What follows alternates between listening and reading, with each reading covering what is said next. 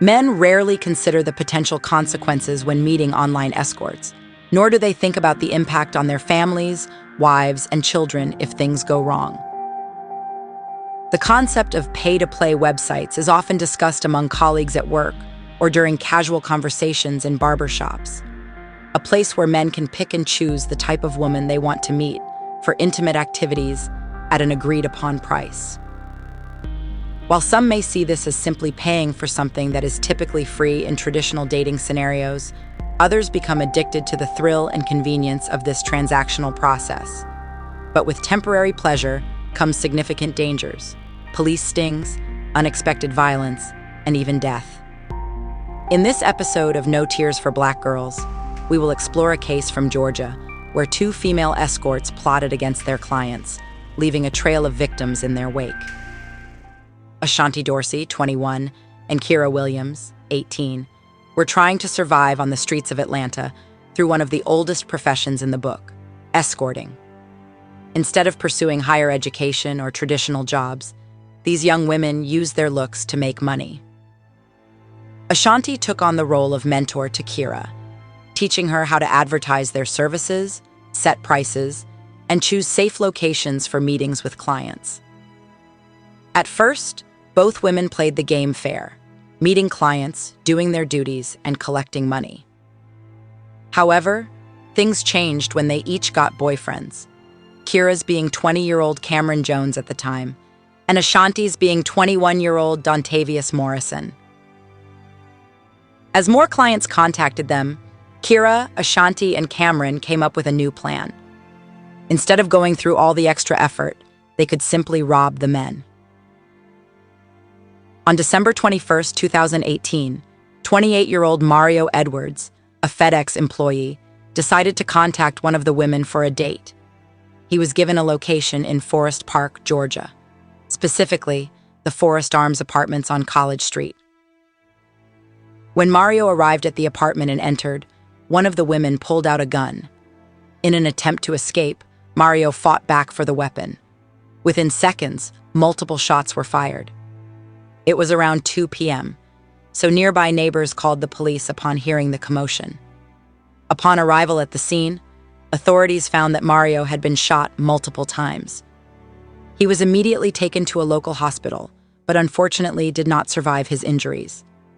Detectives discovered that the apartment where he was located was vacant, and that his last calls had been made repeatedly to one number. According to Mario's family, his wallet, wedding ring, and $900 from his credit card were missing. The credit card purchase was traced back to Square Cash and sent to Ashanti Dorsey. Mario's car was later found abandoned in Atlanta. While police worked to track down Ashanti, it wouldn't be long before one of the women struck again. On December 28, 2018, 46-year-old Roger Crawford from Barnesville, Georgia, was at home with his 4 children.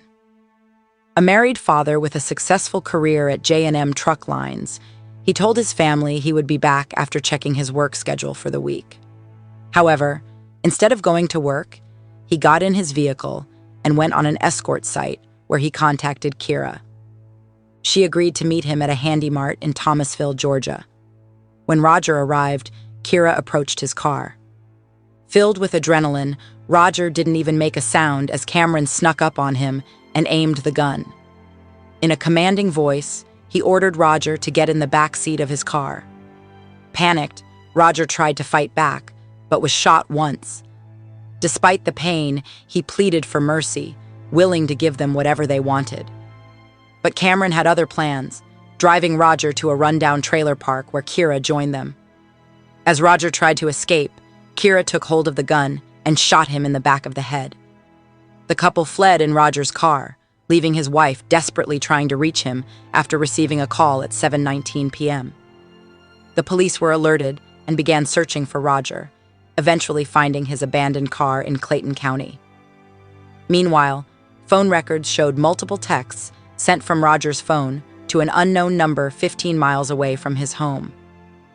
After investigating the number, they found a match to 18-year-old Kira Williams, who was now missing.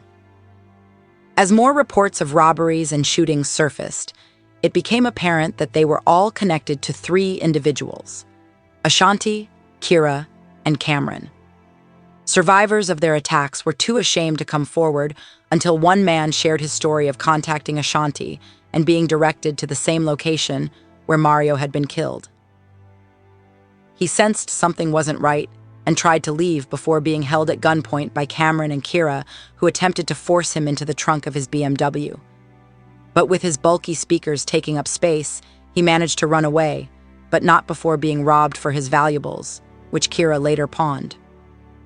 Similarly, another victim came forward after being shot in the hip when he realized Kira was stalling and saw a camera set up nearby.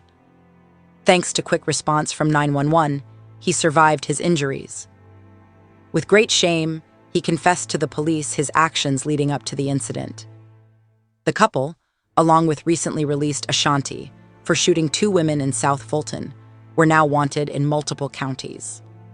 Further charges included their involvement in the deaths of Mario and Kira, attempted murder on 2 others, and the disappearance of Roger. On January 2, 2019, Clayton County Police received a call about shots fired at an apartment complex on Lakeview Drive. Upon arrival, they found Dontavius Morrison, Ashanti's boyfriend, fatally wounded from multiple gunshot wounds. Witnesses identified Ashanti as the shooter during an argument with Dontavius. It seemed that Ashanti had taken her own boyfriend's life. A few days later, detectives set up a meeting with Kira through an online ad. She agreed to meet them in DeKalb County, where she was arrested and brought in for questioning.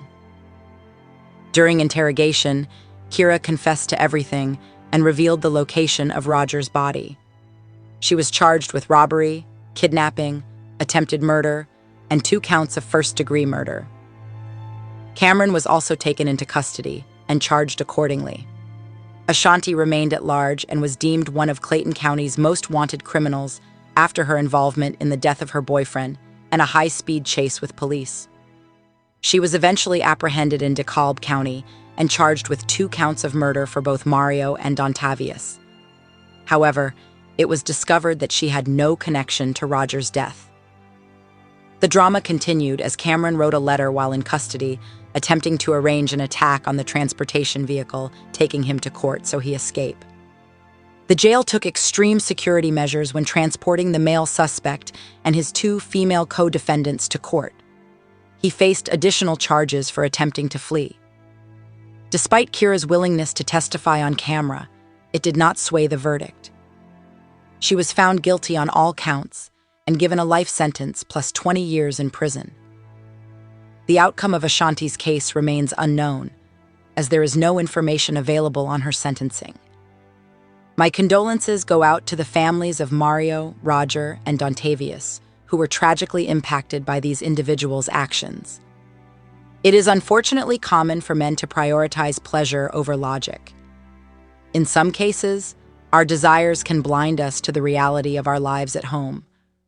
Roderick had a loving family, but jeopardized it all for an escort, ultimately losing his life.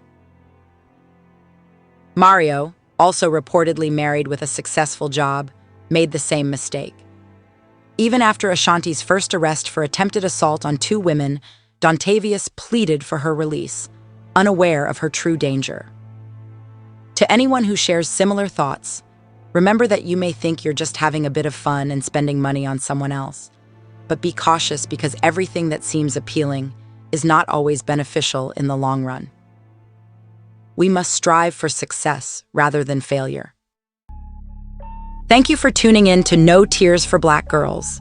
This series is skillfully crafted by acclaimed writer and producer John Reedberg with the guidance of unapologetic host Samantha Paul. Catch new episodes every Tuesday and Thursday on all major podcast platforms. You can listen anywhere, anytime. And if you truly enjoy our content, please leave a 5-star rating and positive review. Remember to stay loved, stay blessed, and stay safe.